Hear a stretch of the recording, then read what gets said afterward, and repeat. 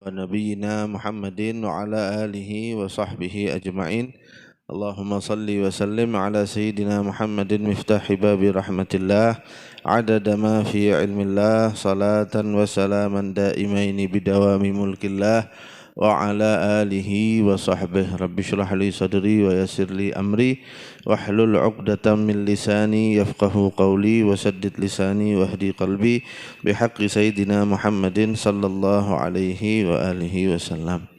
Alhamdulillah, kita bersyukur pada Allah Subhanahu wa taala karena dipertemukan kembali di tempat yang diberkahi oleh Allah Subhanahu wa taala ini untuk sama-sama kembali melanjutkan kegiatan kita yang insyaallah juga diberkahi oleh Allah Subhanahu wa taala. Kita berharap mudah-mudahan semua yang kita kerjakan ini diterima oleh Allah, dilipat gandakan ganjarannya dan jadi sebab kita dapat keridhaannya Allah Subhanahu wa taala di dunia dan di akhirat. Amin ya rabbal alamin. Melanjutkan kajian kita dari pertemuan yang lalu, kita masih membahas soal hadisnya Rasulullah sallallahu alaihi wasallam. Kita malam ini mau membahas satu hadis yang juga penting juga ya dalam ajaran agama Islam. Hadis ini diriwayatkan oleh Sayyidina Umar bin Khattab. Sebagaimana hadis yang pertama yang sebelum ini kita baca juga diriwayatkan oleh Sayyidina Umar bin Khattab. Nah, hadis ini kata Sayyidina Umar, beliau cerita. Kata beliau, suatu hari kita lagi duduk sama Rasulullah sallallahu alaihi wasallam. Tiba-tiba datang satu orang laki-laki yang bajunya putih bersih, kemudian rambutnya, jenggotnya itu hitam luar biasa, dan gak ada tanda-tanda orang ini habis melakukan perjalanan. Tapi kita nih orang-orang Madinah, sahabat Nabi juga gak ada yang kenal sama orang ini. Orang itu kemudian maju duduk di hadapannya Rasulullah sallallahu alaihi wasallam sampai lututnya orang ini dengan lututnya Rasulullah itu nempel saking dekatnya ya. Kemudian orang ini tanya, "Wahai Muhammad, kasih tahu saya apa itu Islam?" Kemudian Nabi menjawab, Islam itu kamu bersaksi bahwa tidak ada Tuhan selain Allah dan bahwa Muhammad adalah utusan Allah, kamu mendirikan sholat, kamu membayar zakat, berpuasa Ramadan, dan naik haji kalau kamu mampu. Setelah Nabi jawab gitu, orang ini ngomong gini, benar jawaban kamu. Kata Sayyidina Umar, kita sahabat heran semua. Dia yang nanya, dia juga yang bilang sama Nabi, jawaban kamu benar. Ya. Terus orang ini melanjutkan, sekarang kasih tahu saya, apa itu iman? Dijawab sama Rasulullah, iman itu kamu beriman kepada Allah, beriman kepada malaikatnya Allah, kitab-kitabnya Allah, rasul-rasulnya Allah, beriman kepada hari akhir, dan beriman kepada ketentuan Allah, takdirnya Allah, baik itu yang baik ataupun yang gak baik dalam pandangan kita. Selesai Nabi jawab, orang itu ngomong lagi, benar jawaban kamu. Terus dia lanjut, sekarang kasih tahu saya apa itu ihsan.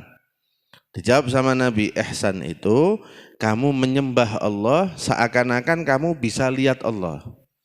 Tapi kamu kan gak bisa lihat Allah, maka ketahuilah sesungguhnya Allah itu selalu melihat kamu, kata Nabi. Orang ini tanya, yang pertanyaan berikutnya, kasih tahu saya kapan kiamat? Dijawab sama Nabi, yang nanya sama yang ditanya sama-sama enggak tahu. Kalau pertanyaannya kapan kiamat, kata Nabi, yang nanya sama yang ditanya sama-sama enggak tahu. Akhirnya dia diganti pertanyaannya. Dah, kasih tahu saya ciri-cirinya aja. Ciri-ciri kalau sudah mendekati kiamat itu apa? Kata Nabi, nanti kalau kamu lihat budak-budak perempuan mulai melahirkan tuannya.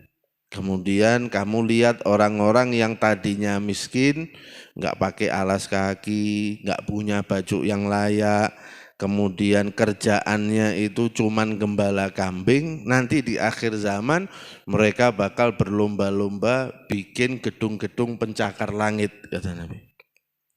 Selesai Nabi jawab gitu, orang ini pergi. Sudah selesai, pulang, keluar orangnya dari masjid.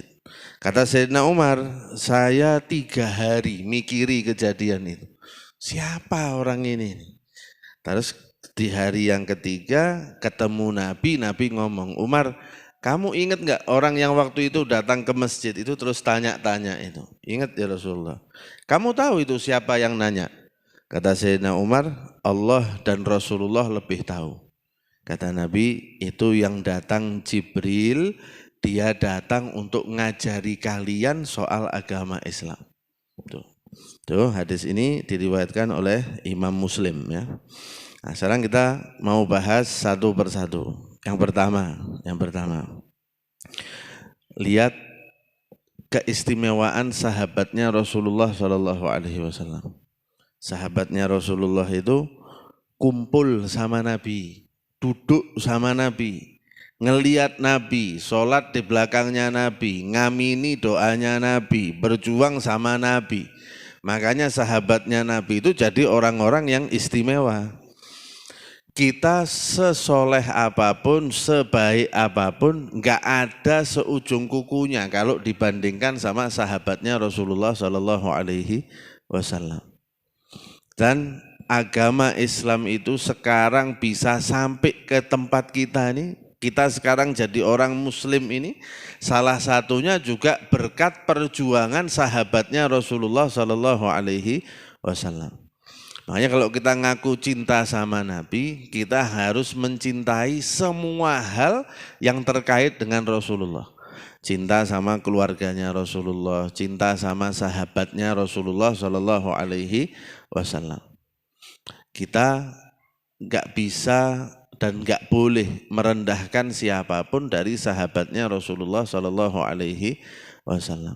Karena kata Nabi, kalaupun kamu bersedekah dengan emas 1 gunung, itu masih nggak ada apa-apanya dibandingkan sedekahnya sahabatku yang cuman sedikit.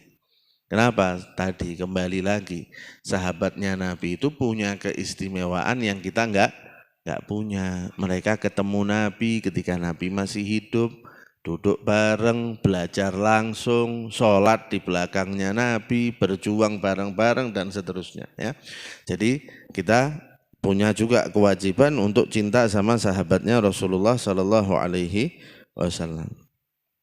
Kemudian Sayyidina Umar tadi bilang, ini orang datang dengan baju yang bersih luar biasa, rambut yang rapi luar biasa, nggak ada sama sekali kelihatan tanda-tanda habis melakukan perjalanan. Tapi anehnya orang Madinah nggak ada yang kenal sama orang ini. Padahal logikanya seharusnya kalau ini orang asli Madinah, sahabat semua pasti kenal. Madinah tuh segede apa sih? Segede apa Madinah tuh? Kecil di masa itu lagi. Jadi kalau ini orang asli Madinah, seharusnya kita pada kenal, kata Sayyidina Umar. Tapi kita nggak ada yang kenal. Berarti kan harusnya orang dari luar Madinah. Kalau orang dari luar Madinah berarti kan harus melakukan perjalanan dulu dia. Dari kampungnya dia untuk sampai ke masjidnya Nabi di Madinah. Tapi enggak kelihatan juga kalau habis melakukan perjalanan. Jadi benar-benar membingungkan orang ini. Orang asli Madinah bukan, tapi enggak kelihatan kalau habis melakukan perjalanan. Kata ulama, nih malaikat Jibril mau ngajari kita tata krama, adab, sopan santun kalau kita hadir ke majelis ilmu. Malaikat Jibril lihat datang dengan baju yang bersih, datang dengan kondisi rapi, enggak datang dalam kondisi misalnya acak-acakan umpamanya, enggak.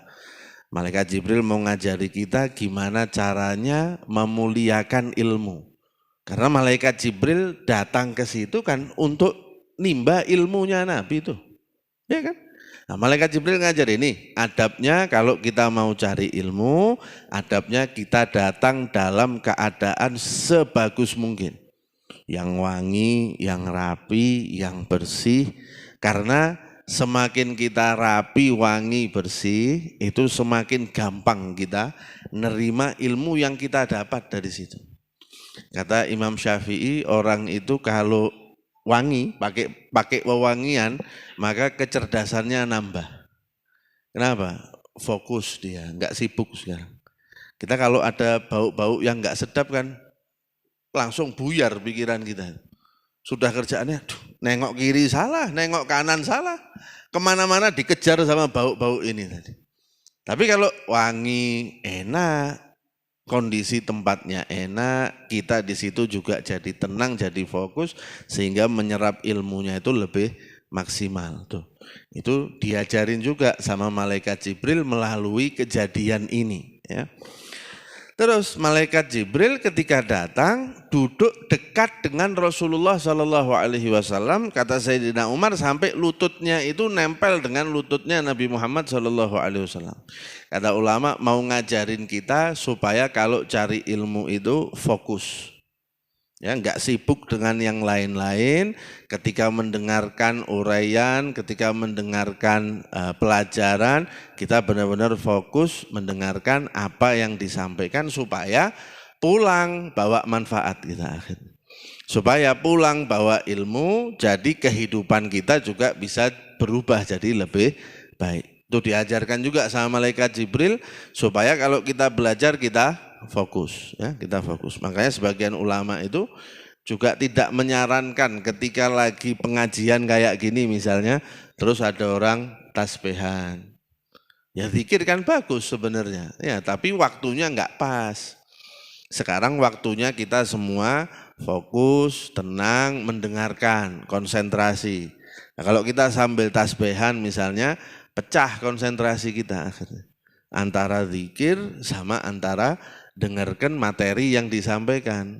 Akhirnya enggak konsentrasi ke materi yang disampaikan, zikirnya juga enggak khusyuk, enggak hadir hatinya. Akhirnya enggak dapat sana, enggak dapat sini. Ya, makanya fokus itu yang diajarkan juga sama malaikat Jibril melalui peristiwa ini. Nah, kemudian malaikat Jibril menyampaikan beberapa pertanyaan kepada Rasulullah Shallallahu Alaihi Wasallam. Artinya nanya itu boleh. Ya, ada sebagian orang yang menganggap bahwa kalau saya bertanya itu saya jadinya su'ul adab. Kalau saya bertanya itu saya jadinya enggak sopan. Loh, kebalik justru. Ya. Lihat malaikat Jibril. Ini malaikat Jibril tanyanya sama Nabi loh, orang paling mulia loh ini. Tapi malaikat Jibril tanya. Sahabatnya Nabi sama Rasulullah tanya. Sahabat Nabi sama antar mereka sendiri tanya. Karena pertanyaan itu terkadang pentingnya luar biasa. Misal kita pengajian kayak gini. Terus begitu selesai nggak ada yang tanya. Kan kemungkinannya dua itu. Sudah paham semua atau nggak paham sama sekali. Nah, kadang yang nyampaikan juga cuman menyampaikan di permukaan aja, yang dasar-dasar aja. Lah kita kalau nggak tanya, dia nggak akan menjelaskan yang lebih luas dari itu karena merasanya kayaknya udah cukup dijelaskan di sini yang dasar-dasarnya aja. Tuh. Jadi pertanyaan itu penting, salah satunya untuk jawab masalah kita dan untuk mengeluarkan ilmu yang lebih luas dari yang sebelumnya kita tahu. Satu, Allah Subhanahu wa taala juga berfirman di dalam Al-Qur'an, "Fas'alu ahladz dzikri in kuntum la ta'lamun." Tanya sama orang yang tahu, kata Allah, kalau kamu enggak tahu. Nah, berarti bertanya itu penting, boleh. Yang penting caranya yang benar. Tuh, itu aja. Ya. Nah, sebagian orang tadi masih menganggap, oh kalau saya tanya nanti saya enggak sopan dan seterusnya. Kebalik justru ya. Kata guru saya, adab sama orang yang berilmu itu adalah dengan bertanya. Nah, ini orang datang ke tempat kita ini bawa ilmu nih. Nah, yang mau kita ambil sebanyak-banyaknya itu ilmunya dia. Nah, kita nggak mungkin bisa ngambil ilmunya dia sebanyak-banyaknya kalau kita nggak banyak tanya. Tuh, ya. Jadi sekali lagi penting ya bertanya itu penting. Ada satu ulama Kalau tidak salah namanya Sufyan Ats-Tsauri. Dia sama muridnya masuk ke satu kampung. Ini ulama top ini, ulama besar. Datang ke satu kampung, ketika dia sampai di situ, orang kampung situ nggak ada yang datang ke tempatnya dia buat tanya, buat belajar. Jadi dianggurkan gitu aja nih Sufyan Ats-Tsauri ini. Dianggap ya sini ada orang tamu dari luar datang. Padahal ulama besar ini. Dapat sehari, 2 hari, tidak ada semangat di kampung itu untuk cari ilmu. Akhirnya Sufyan Ats-Tsauri bilang sama muridnya, dah kita pindah kampung aja, ini kampung isinya orang meninggal semua.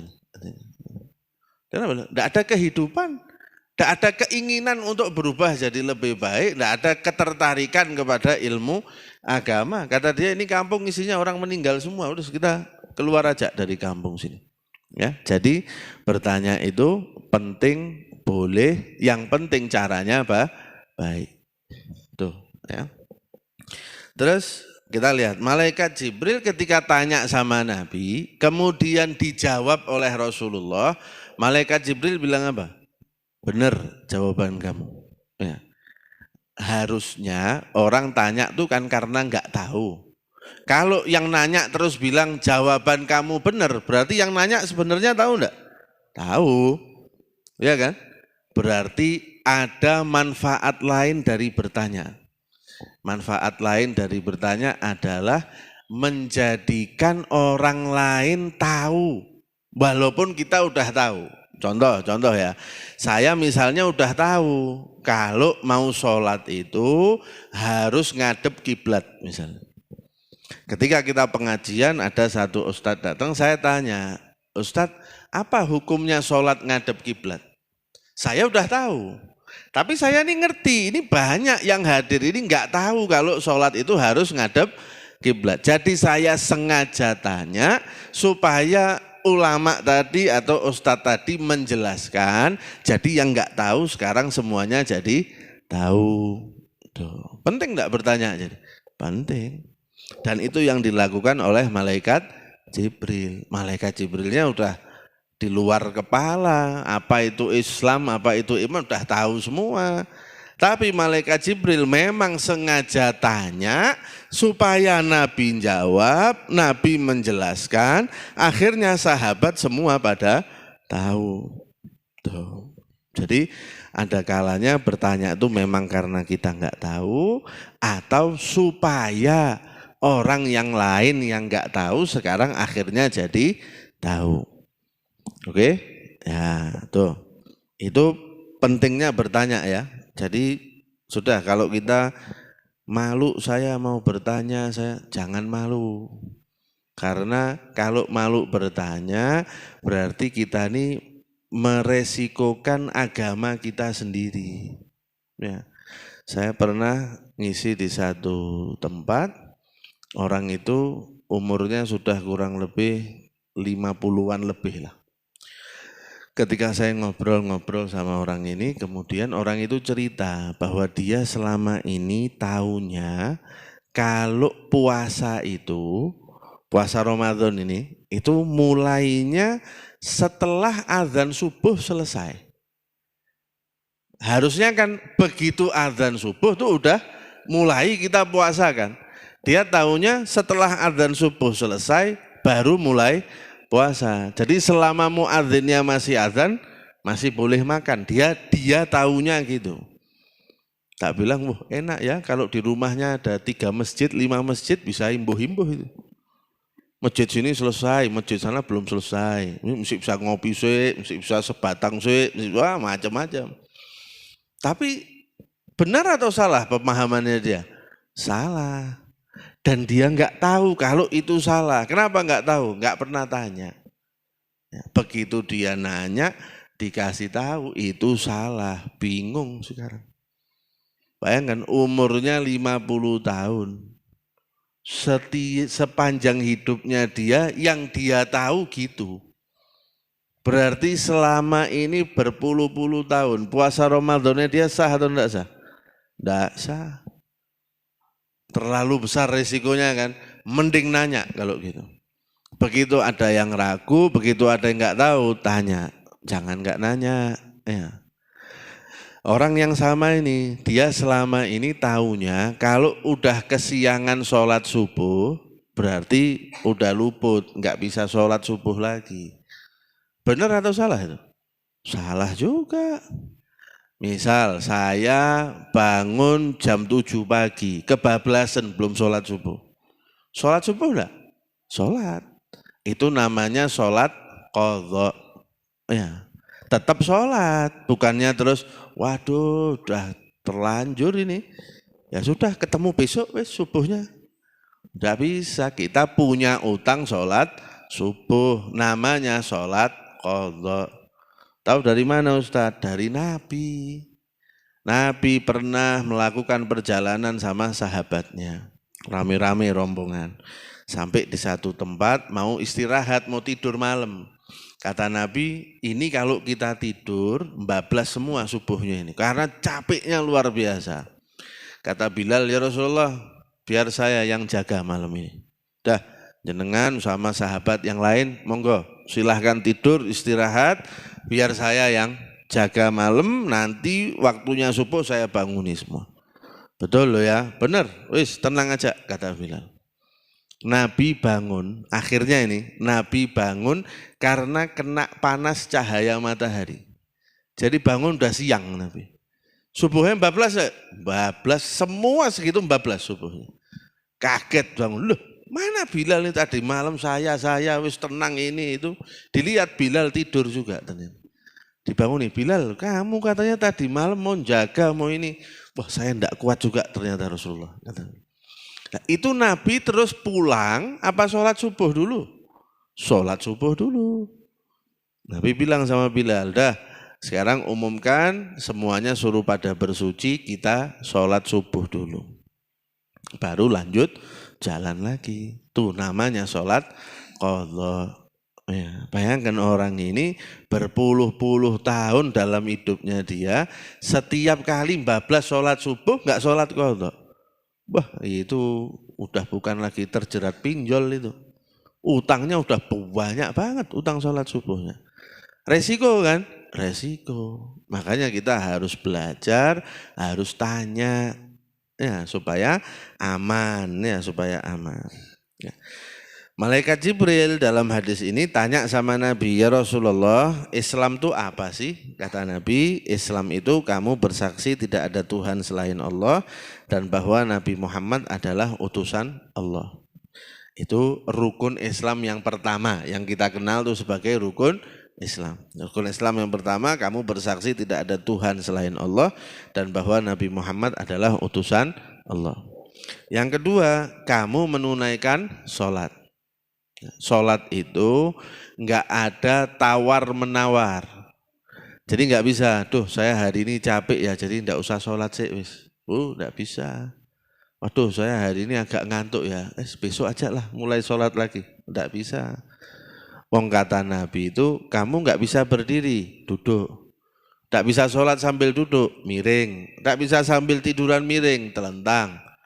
Enggak bisa menggerakkan tangan, pakai isyarat mata. Tidak bisa pakai isyarat mata, kamu bayangkan, kamu lagi melakukan sholat.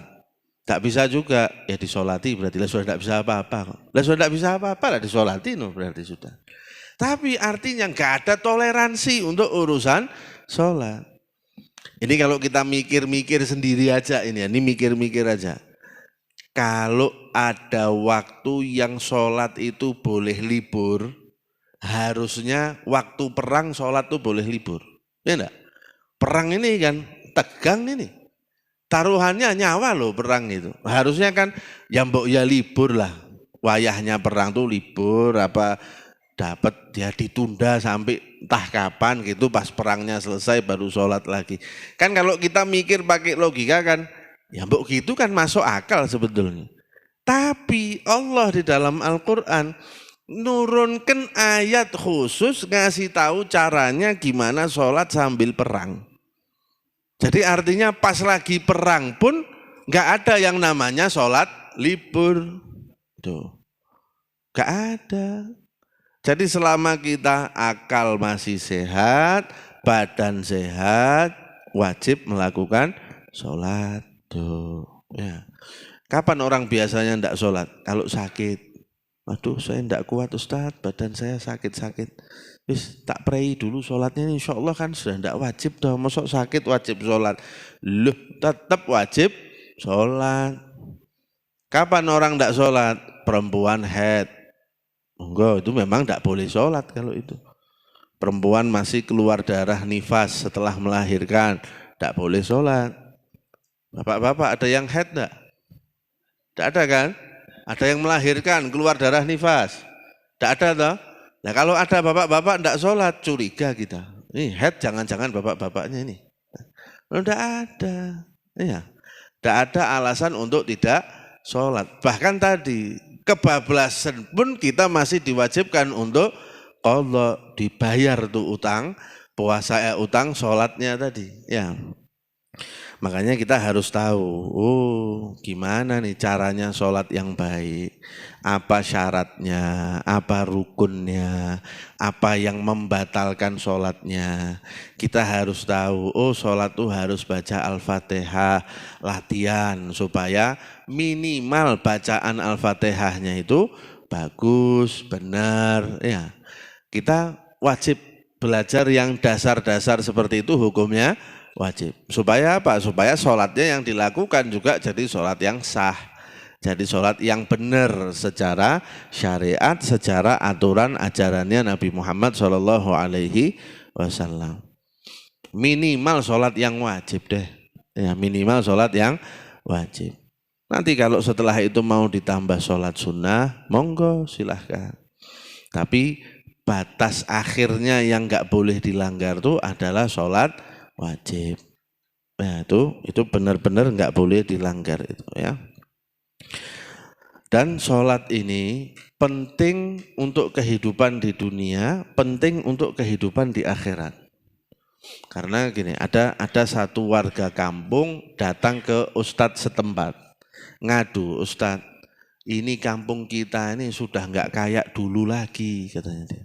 Dulu tuh orang rukun, keadaan kampung aman, perekonomian warga kampung sini juga bagus. Tapi kok akhir-akhir ini tetangga mulai pada ribut, terus mulai nggak aman. Ini perekonomian warga sini kok mulai turun. Ini kira-kira ada apa ini? Kata ustadznya, kita ini kena doanya sholat. Maksudnya gimana Ustadz? Terus dia bilang, ada satu hadis Nabi. Nabi bilang begini, siapa orang yang melakukan sholat dengan benar, ya, maka sholat itu akan berubah menjadi cahaya, kemudian berdoa, ya Allah, tolong jaga dia sebagaimana dia menjaga saya. Tapi kalau orang itu sholatnya asal-asalan, apalagi sampai enggak sholat, maka sholat itu berubah jadi sesuatu yang gelap, yang hitam. Kemudian berdoa, semoga Allah menyia-nyiakan kamu sebagaimana kamu menyia-nyiakan aku. Nah kita ini kemungkinan, kata ustadznya ini, kita ini sholatnya udah pada enggak benar. Akhirnya kena doanya sholat tadi. Semoga Allah menyia-nyiakan kamu sebagaimana kamu menyia-nyiakan aku. Lah doanya sholat, ya terkabul. Wong sholat itu ndak ada maksiat, ndak ada apa. Ya. Jadi kalau kita sekarang ngerasa kok kehidupan kita nggak sebaik dulu ya. Coba pertama kali cek sholatnya dulu. Sholatnya betul enggak? Sholat istri kita, suami kita benar enggak? Sholatnya anak-anak kita betul enggak? Sholatnya orang yang tinggal di dalam rumah kita benar enggak? Karena dari sholat situ pengaruhnya bisa kemana-mana. Ya, kalau kita sholatnya benar, tuh kehidupan jadi baik semua. Sholatnya enggak benar, kehidupannya juga jadi enggak benar. Pertama kali koreksi sholatnya dulu. Tuh. Itu di dunia. Di akhirat, sholat juga nanti yang jadi patokan. Kata Nabi, nanti yang pertama kali dihisab di hari kiamat itu adalah sholat. Sholatnya beres, semua amalannya ke belakang dianggap beres. Sholatnya bermasalah, berarti amalan yang lain juga bermasalah. Kenapa kok sholat yang jadi patokan? Oh, sholat itu paling gampang. Ya, sholat kan paling gampang. Sekarang sholat sehari 5 kali, ya. 1 kali sholat, berapa lama kira-kira? 5 menit itu sih, 10 menit itu sudah itu khusyuk sampai pingsan-pingsan mungkin sholatnya. 5 menit wis. 5 kali 5, 25. Wis bulatkan jadi setengah jam. Nah, bulatkan jadi setengah jam. Dalam 24 jam Allah cuman minta 30 menit. Kalau 30 menit ini enggak beres, lah apalagi puasa Ramadan 1 bulan, apalagi zakat mengeluarkan duit, wah udah pasti lebih berat itu. Nah, ini yang cuma diminta 5 menit aja kita enggak beres kok. Tapi kalau yang 5 menit ini beres, berarti insya Allah yang ke belakang juga beres juga. Tuh. Ya. Jadi Allah ini kan sebenarnya mintanya enggak neko-neko sebetulnya. Sholat 5 menit aja. Udah itu 5 menit jaraknya jauh-jauh lagi. Subuh ketemu lagi zuhur ketemu lagi asar ketemu lagi maghrib isya ketemu lagi subuh. Jauh-jauh jaraknya 5 menit. Enggak banyak aturan lagi. Termasuk keutamaan umatnya Nabi, itu mereka bisa sholat di mana aja yang penting tempatnya suci. Kalau umat dulu mau ibadah harus di masjidnya mereka. Tapi kalau kita misal pergi ke mall atau pergi ke jalan-jalan piknik kemana misalnya. Mau sholat tidak ada masjid, gelar sejadah di situ ngadep kiblat sholat. Boleh enggak? Boleh. Ya. Bajunya harus baju koko, sarung, pecinya. Ada enggak aturan gitu? Tidak ada, pokoknya nutup aurat selesai kan? Selesai. Kamu kalau sholat pokoknya setiap 1 rakaat harus baca 10 juz. Ada enggak aturan gitu? Tidak ada, baca Fatihah aja cukup kan gitu. Tidak banyak aturan sholat itu asalnya. Nah kalau yang enteng kayak gitu aja kita susah ngejalaninnya. Ya apalagi puasa 30 hari, tidak boleh makan, tidak boleh minum, lapar, haus, tensi tinggi terus itu. Disenggol dikit ngamuk. Jadi gampang marah kamu, wah ini yang 5 menit aja enggak beres gitu. Tuh, ya. Jadi kita harus perhatian sama sholat itu ya. Kemudian menunaikan zakat. Nah, ini juga penting ya. Jadi harta yang kita terima itu di dalamnya Allah Subhanahu wa taala ngasih kewajiban untuk kita keluarkan sekian persen untuk orang yang enggak mampu. Dan itu enggak banyak, ya enggak banyak. Sehingga kita jangan sampai luput nih urusan zakat nih. Zakat itu sebenarnya ada macam-macam. Ini kalau kita bahas akhirnya jadi pembahasan fikih nanti. Tapi zakat itu ada zakat uang, ada zakat perdagangan, ada zakat pertanian, ya, ada zakat hewan ternak.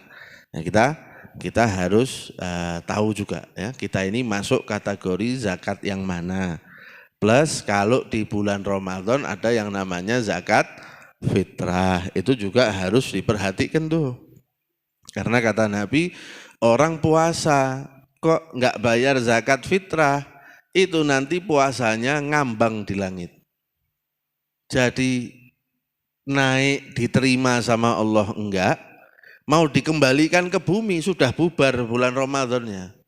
Jadi puasanya ngambang di langit. Kapan ini puasa akhirnya naik diterima sama Allah? Kalau udah bayar zakat fitrah. Ya, itu juga perlu diperhatikan. Dan jangan takut, waduh Ustaz, bayar zakat ini ngeluarkan uang loh Ustaz. Saya nyari uang susah payah loh, ini masuk terus dikeluarkan. Itu secara kasat mata memang duitnya kayak berkurang. Tapi Nabi udah janji, orang sedekah, orang zakat, itu hartanya bertambah, sampai 3 kali Nabi ngomong. Nah kita jangan percaya sama setan. Kata Allah dalam Al-Quran, setan itu nakut-nakuti kamu. Kamu ditakut-takuti, nanti kamu miskin loh. Nanti kamu fakir loh, kekurangan loh. Jangan percaya kata Allah. Percayanya sama Allah yang menjanjikan bahwa kalau kamu sedekah, kamu zakat, duit kamu malah bakal bertambah. Minimal bertambah keberkahannya. Tuh.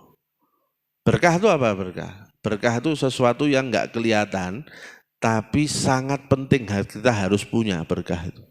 Tak kasih contoh ya, tak kasih contoh. Sehari semalam tuh berapa jam? 24 jam. Pernah enggak kita satu hari itu ngerasa kayak saya ini baru bangun tidur loh, kok tahu-tahu sudah malam lagi. Hari itu tuh kayak lari jamnya. Pernah enggak ngerasa gitu? Padahal kan tetap 24 jam. Itu hari enggak ada berkahnya. Tapi di satu saat yang lain kita pernah ngerasakan kita udah ngelakuin ini. Loh, baru zuhur ternyata. Kok kayak lama jamnya hari itu jalannya? Enggak lama, jamnya tetap 24 jam. Tapi hari itu ada berkahnya. Duit banyak, tahu-tahu habis, enggak tahu kemana. Pernah? Baru habis dapat duit banyak ini. Tiba-tiba, loh kok sudah tinggal segini, kemana aja duitnya ini? Tuh kemungkinan duitnya enggak berkah. Tapi dapat duit sedikit kok enggak habis-habis. Buat bayar ini cukup, buat beli ini cukup, buat ini cukup. Padahal duitnya enggak seberapa, berkah. Ya, itu namanya berkah. Gimana cara dapat berkah? Ya kalau mau berkah hartanya, gunakan hartanya untuk kebaikan.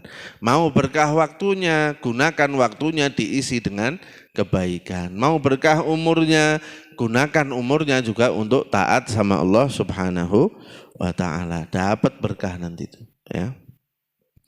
Kemudian watasuma Ramadan, kamu berpuasa di bulan Ramadan dan naik haji kalau kamu mampu. Itu penjelasan Nabi mengenai Islam. Kemudian ditanya sama malaikat Jibril, apa itu iman? Kata Nabi, iman tuh kamu beriman sama Allah, bahwa Allah Subhanahu wa taala itu enggak sama dengan makhluk. Bahwa Allah Subhanahu wa taala itu enggak punya kekurangan. Bahwa Allah Subhanahu wa taala itu maha sempurna. Bahwa Allah Subhanahu wa taala itu maha bijaksana, jadi kalau menentukan apapun buat kita itu pasti yang terbaik. Tuh, iman sama Allah Subhanahu wa taala. Iman sama malaikatnya Allah Subhanahu wa taala. Iman sama malaikatnya Allah yang 10 itu, Jibril, Mikail, Israfil, Israil, Malik, Ridwan, Munkar, Nakir dan seterusnya, dan beriman bahwa Allah punya malaikat lain yang kita enggak tahu. Itu.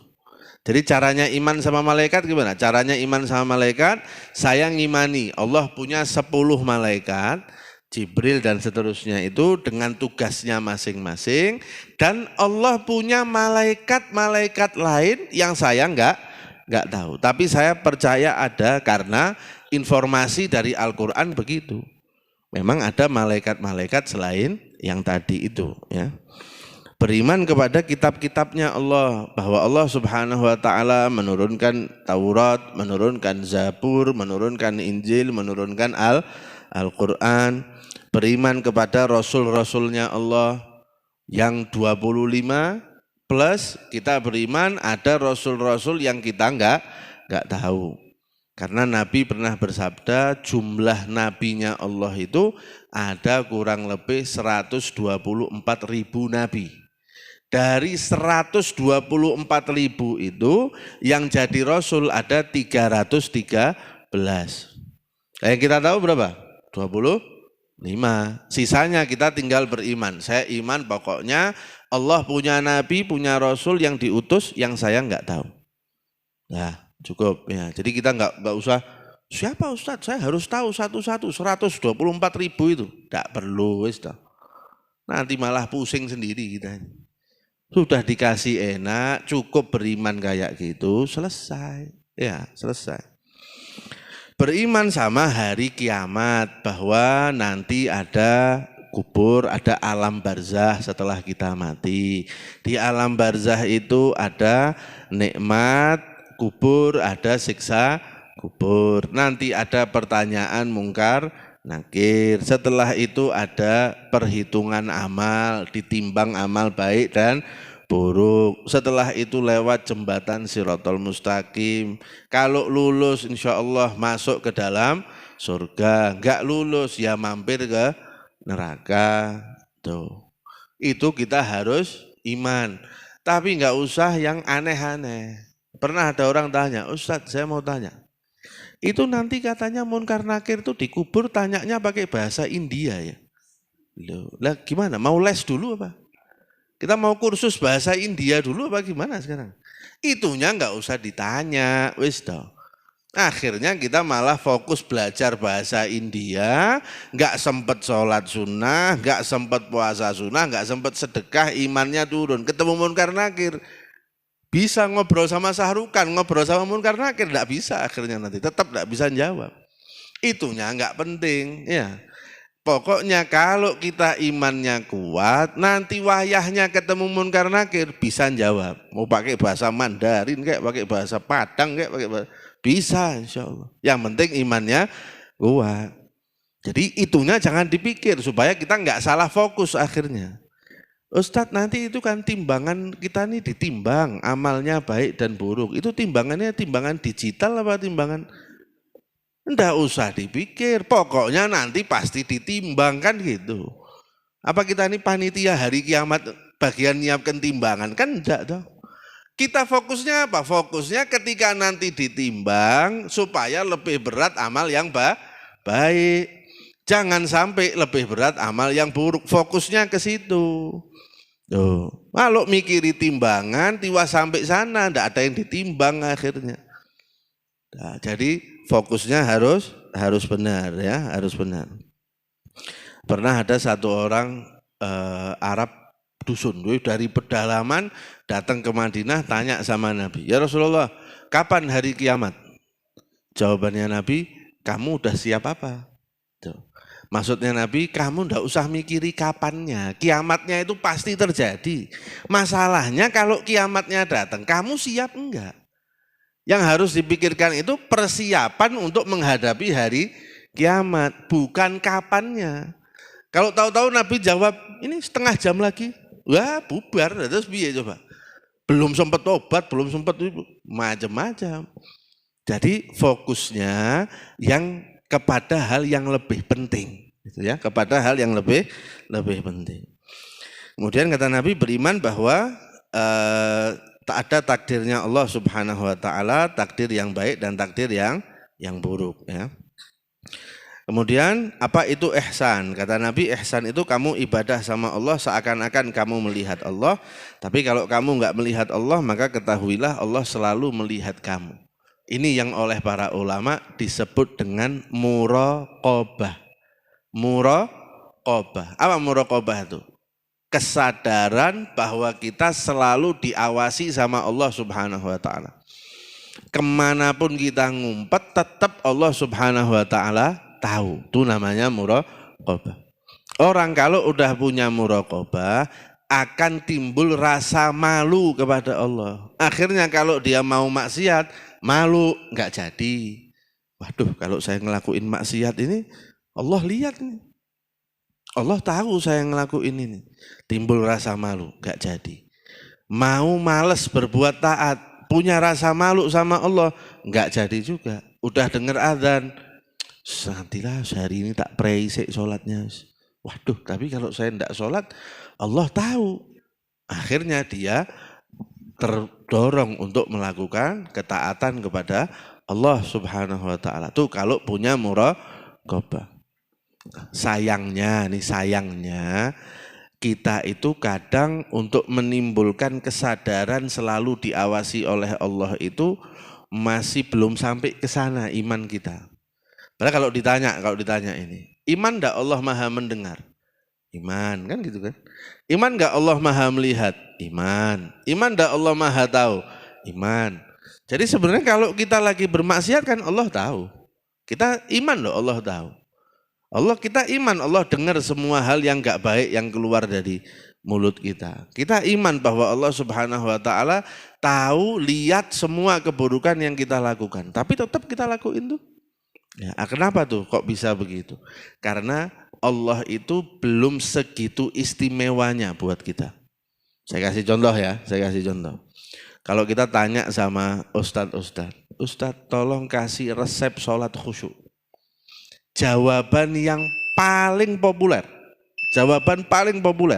coba kamu sholat, bayangkan kamu ini lagi sholat, terus dilihat sama guru kamu. Dilihat sama orang tua kamu, dilihat sama orang yang kamu hormati. Kira-kira sholatnya bagus enggak? Wah bagus, kalau perlu rakaat pertama Al-Baqarah, rakaat kedua Ali Imran, nadanya meliuk-liuk, satu sholat bisa 2 jam. Ngapa lah, mumpung dilihat sama ustadznya, dilihat sama orang tuanya, dilihat sama gurunya, dilihat sama atasannya. Jadi bagus sholatnya. Nah, sekarang kamu bayangkan, kamu itu setiap sholat dilihat sama Allah Subhanahu wa ta'ala. Itu kan jawaban paling populer kan begitu. Pertanyaannya, resepnya manjur enggak itu? Nah itu, kita begitu sholat ada yang ngelihat, wah rukuknya kalau perlu kepalanya sampai nyentuh tanah. Saking. Kalau ada yang lihat bener bagus sholat kita. Begitu enggak ada yang lihat, balik lagi buat kayak orang olahraga akhirnya. Nah ini yang salah resep sholat khusyuknya, apa orang yang menjalankannya? Orang yang menjalankannya. Kenapa? Karena berarti orang lain itu lebih istimewa buat dia daripada Allah. Pandangannya orang tuanya, pandangannya gurunya, pandangannya atasannya, pandangannya orang yang dia hormati lebih penting buat dia daripada pandangannya Allah. Tuh. Kalau begitu susah kita mau muraqabah. Makanya kata ulama turun deh 1 level. Ya, kalau enggak bisa merasa selalu diawasi Allah, merasa selalu diawasi raqib atid. Ya kan kita ini punya malaikat yang tugasnya nyatet amal baik dan buruk. Merasa diawasi itu deh. Bahwa semua yang kita lakukan itu pasti dicatat dan raqib atid itu enggak ada istirahatnya. Misalnya jam 1 siang, ini pas makan siang raqib atid nih. Enggak ada, malaikat enggak pakai makan siang. Ini udah 10:30, sudah tidur raqib atid. Enggak pakai tidur malaikat itu. Ya jadi 24 jam siaga.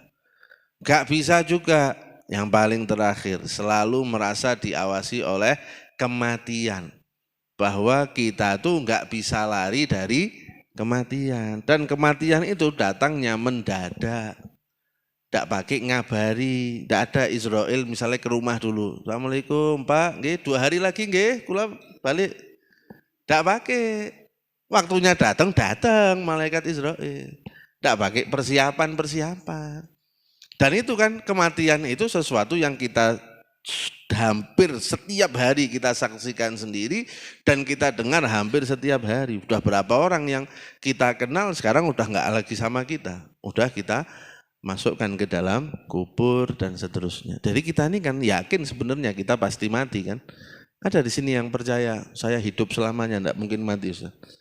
Bosen, nanti temennya sudah mati semua, dia masih hidup sendiri. Wah, tidak ada, kita semua yakin kan kita pasti mati. Maka itu jadikan ada terus di dalam benak kita supaya kalau kita mau maksiat kita bisa berhenti. Kalau kita malas taat kita bisa mengalahkan rasa malas itu sehingga akhirnya kita bisa taat sama Allah Subhanahu wa taala. Terus yang terakhir kata Nabi ditanya kapan hari kiamat, kata Rasulullah yang ditanya sama yang nanya sama-sama enggak tahu. Pelajarannya ada pelajaran penting di situ bahwa kalau kita emang enggak tahu terus ditanya sama orang enggak apa-apa jawab enggak tahu. Kita enggak harus tahu semuanya dan jawab enggak tahu itu enggak menurunkan derajat kita, enggak. Jadi jangan kita, wah ini kalau saya jawab enggak tahu, waduh harga jual turun ini. Jangan, daripada resiko jawab ngawur-ngawur, mending jawab enggak tahu, nanti coba saya cari tahu dulu, kalau sudah dapat jawabannya saya kabari lagi. Orang itu malah tambah hormat sama kita. Dibanding kalau kita semua kita jawab, ini Google apa orang ini? Kok tahu semua tahu. Nah, Nabi aja jawab enggak Enggak tahu. Kata Nabi, yang ditanya sama yang nanya sama-sama enggak tahu. Akhirnya tanya soal ciri-ciri mendekati hari kiamat, dan itu panjang ciri-ciri hari kiamat itu, cuman intinya dari yang hadis tadi, keadaan di akhir zaman itu nanti berbalik. Orang yang tadinya kalau dulu orang ini orang baik, dia disukai orang. Nanti di akhir zaman orang baik enggak disukai. Yang enggak baik malah yang disukai. Dulu ulama itu didengar, akhir zaman ulama enggak didengar, yang didengar malah orang yang enggak berilmu. Dulu orang amanah itu jadi orang yang disukai orang. Nanti akhir zaman orang yang amanat malah jadi enggak disukai. Orang sukanya gaul sama orang yang curang, orang yang khianat dan seterusnya. Jadi keadaan di akhir zaman nanti semakin buruk, semakin buruk, semakin buruk sampai akhirnya datang hari kiamat itu. Ya. Dan mudah-mudahan kita semua insya Allah tidak ada yang ngalami hari kiamat insya Allah ya. Sudah umur panjang, sehat afiat, masuk kubur, santai-santai di dalam kubur, biar yang ngalami kiamat orang-orang yang gak baik aja. Jadi kita tidak pakai shock-shock lihat hari kiamat. Tidak ketemu dajjal, tidak ketemu. Takutnya kalau ketemu dajjal ngikut kita nanti, na'udzubillah. Udah, wis dajjal biar urusan sama orang lain, kita udah santai-santai di alam kubur insyaallah. Itu ya. Jadi itu beberapa pelajaran dari hadis yang hari ini kita baca. Monggo katanya masih ada waktunya? Enggak apa? Yang betul. Betul ya? Sholatnya besok. Oh, sholatnya sekarang juga, kira besok.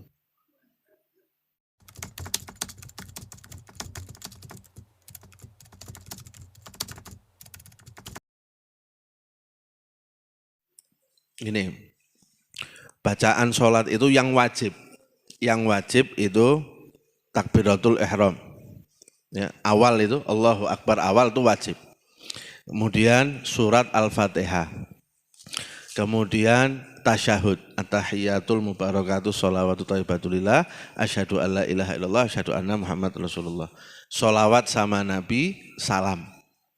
Ini yang wajib, ini bacaan yang wajib. Saya mau nambah doa lain di dalam sholat, boleh enggak? Boleh. Cuman sebagian ulama bilang jangan pakai bahasa Indonesia. Kalau mau pakai bahasa Indonesia, doanya di dalam hati. Karena sebagian ulama masih menyatakan kalau kita berdoanya pakai bahasa Indonesia, sholatnya bisa batal. Tapi boleh enggak kita mau doa selain yang ada di dalam sholat itu? Selain yang penting 5 ini beres, monggo silahkan. Sujud, mau sujud setengah jam doa ini itu silahkan. Nanti lah dikira orang, wah ini semaput mati sambil sujud ini nanti. Boleh, monggo. Yang penting 5 ini beres. Takbiratul ihram, Al-Fatihah, tasyahud, sholawat sama Nabi, salam. Ini bacaan yang wajib dibaca ketika sholat. Selebihnya mau nambah, monggo, boleh. Mau doa, mau ini silahkan. Ya. Yang penting jangan ngomong sama orang loh ya. Terus sholat terus ada orang di depan, masuk. Ya, enggak boleh nek gitu. Ya, doa silahkan, boleh. Ya, zikir apa semua boleh.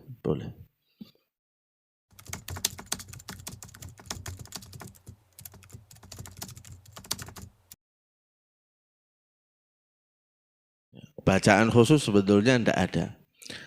Ada gini, ada anjuran-anjuran dibaca ketika sujud, meskipun enggak secara khusus di sujud terakhir. Misalnya Allahumma inna nas'aluka ridhaka wal jannah wa na'udzubika min sakhatika wan nar. Sebagian ulama menganjurkan untuk membaca itu ketika sujud. Tapi kenapa orang itu kok mengkhususkan doa ketika sujud, khususnya sujud terakhir? Karena ada hadis dari Nabi, keadaan yang paling dekat antara seorang hamba dengan Allah itu ketika dia sujud. Kenapa? Karena sujud itu benar-benar menggambarkan kita menghinakan diri di hadapan Allah Subhanahu wa ta'ala. Nih, kepala ini kan yang paling terhormat.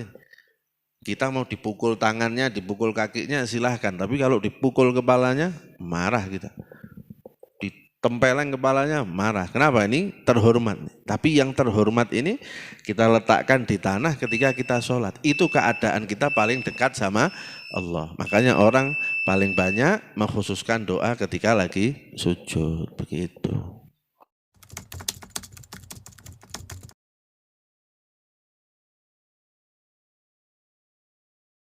Ya, kalau laki agak dibuka gini gitu ya, agak dibuka gini. Kalau laki, kalau perempuan nutup rapat kalau perempuan.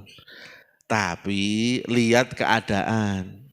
Ya, ini softnya rapat, terus semua sikunya gini. Wah, tawuran itu tidak jadi sholat itu. Sikut-sikutan akhirnya. Ya kalau posisinya tidak memungkinkan begitu ya sebisanya. Yang penting sholatnya kita nyaman, sholatnya orang di dekat kita juga nyaman. Tapi kalau kita sholat sendiri, terus kita atau memungkinkan ketika sholat berjamaah dan kita laki-laki, sikunya agak dibuka gini ketika sujud. Ya. Kalau perempuan rapat, ya, nempel ke perut, ke dada. Itu kalau perempuan gitu. Oke, tapi tadi ya jangan sikut-sikutan akhirnya.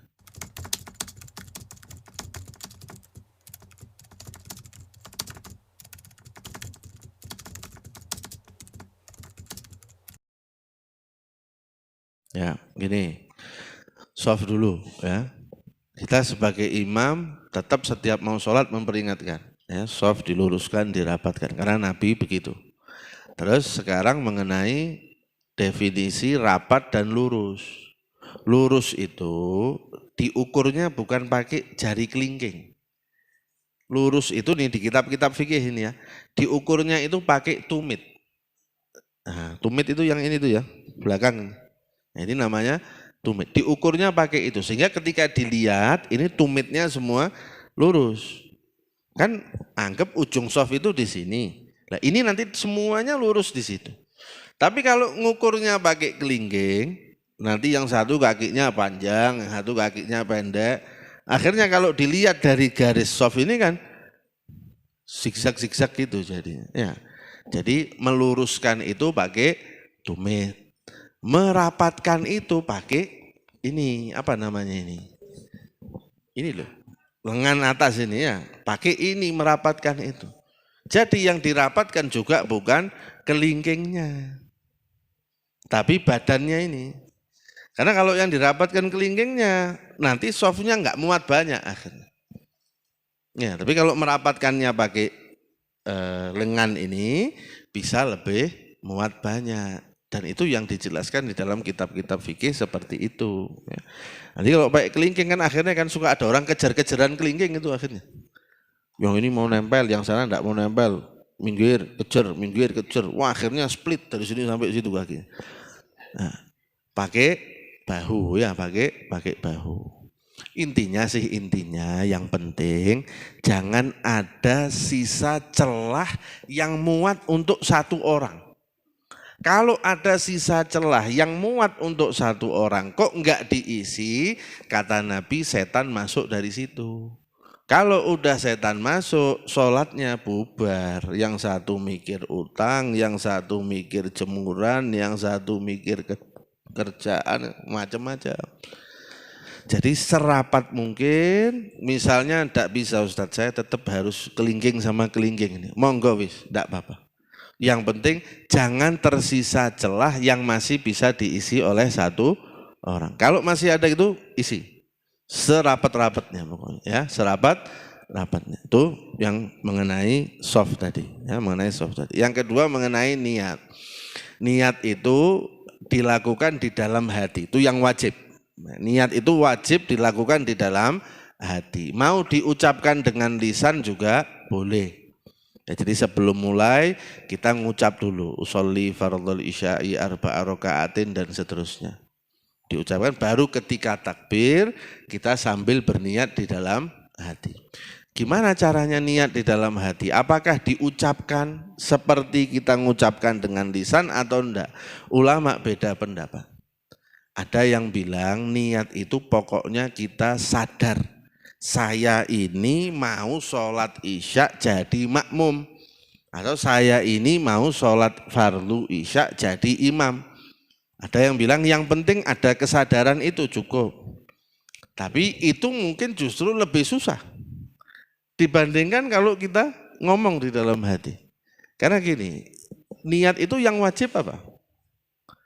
Saya niat sholat fardu apa misalnya. Kalau jadi imam tambahi imam, jadi makmum tambahi makmum. Jadi nyebut jumlah rokaat enggak wajib, nyebut ngadep kiblat enggak wajib, nyebut lillahi ta'ala juga enggak wajib. Jadi sebenarnya sebentar banget itu. Misalnya saya mau sholat duhur jadi imam misalnya, usolli fardhu duhri imaman, selesai. Mau jadi makmum, usolli fardhu isya'i makmuman, selesai. Sebenarnya kan sebentar itu. Tapi ya memang mungkin kalau orang yang belum terbiasa agak susah. Ya, kalau belum terbiasa ya bisa pakai pendapat yang tadi bahwa yang penting itu ada kesadaran bahwa saya ini berdiri nih sekarang nih ngadep kiblat di masjid, itu saya mau sholat isya jadi makmum. Tuh, ada yang gitu juga boleh. Ya. Yang penting niat itu tempatnya ada di dalam hati, Dan yang wajib tadi, saya niat sholat fardu A, B, C, D. Jadi imam tambahi imam, jadi makmum tambahi makmum, beres. Jadi jangan was-was. Ya. Yang enggak boleh itu was-was. Allah enggak jadi. Allah enggak jadi. Ini malaikatnya sudah saben mau nulis loh enggak jadi. Bingung malaikat akhir. Udah niat itu gampang, jangan dibuat was-was ya. Gitu. Mudah-mudahan insya Allah ada manfaatnya. Kita semua insya Allah dikasih umur panjang, sehat afiat, jadi bisa ketemu lagi, belajar bareng lagi, jadi orang yang jauh lebih baik lagi. Dan mudah-mudahan semua yang kita lakukan ini diterima sama Allah Subhanahu wa taala.